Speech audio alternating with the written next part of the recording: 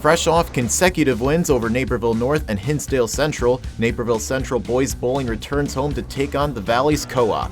The Valleys look to erase a 4-game losing streak as the two DVC teams face each other for the first time in program history.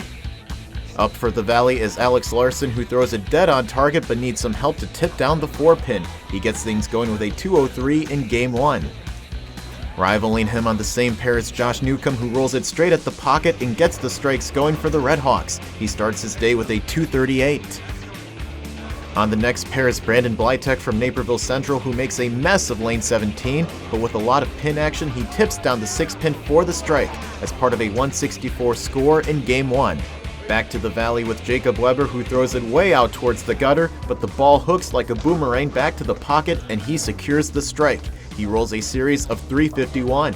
Ryan Lynch ends Game 1 for the Valley with a bang. In his first shot, he goes way left for Brooklyn and watches the 3 and 10 pins fall like trees for the strike. Next shot up, he goes left for Brooklyn again, but sees the 9-pin fall for another strike. He ends Game 1 with a score of 158. Up for Central again is DJ Benton, who double dribbles the ball on this shot, but like his teammates, he swooshes it in for the strike, as he ends with a 536 overall series. In Game 2, Shane Ortega is faced with a tough 278 split spare shot, but he throws it head-on at the 2-pin, which flies into the back 2 for the spare. A few frames later, his strike shot is high on the pocket, but with more pin action, he pushes down the 2-pin. He ends the game with a 178 score for the Valleys.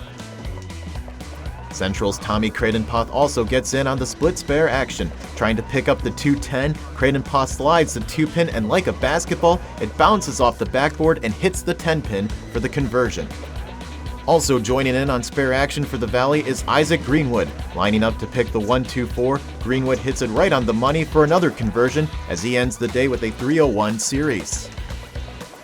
The Valley goes back on strike mode with Truman DeRogers also going Brooklyn as he slides down the 6-pin. His high score is a 130 in Game 2.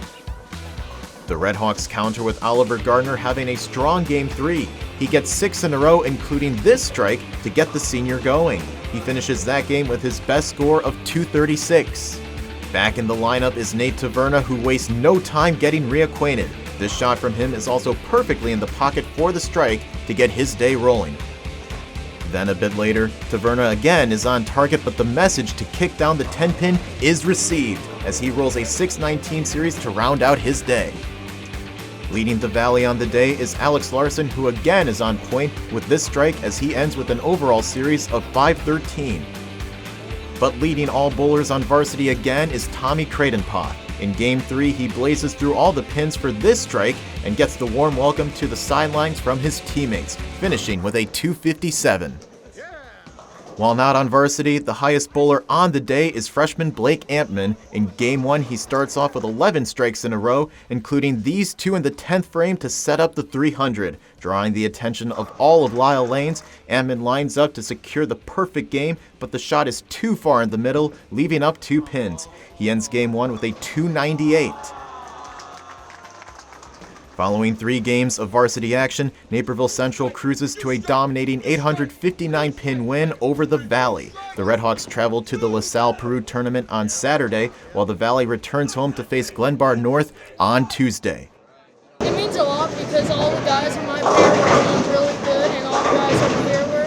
I love to be a part of this family and bowl here with these guys. It's really promising. We've had a rough start to the season. I think right now we're 1-4, which is not great, but today I know all of our city did better than the last matches we had, and I know Central's a good team, so staying close with them is a big thing, so I think we can just keep moving forward and doing better.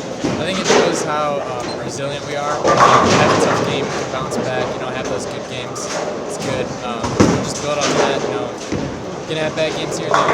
That's what it is.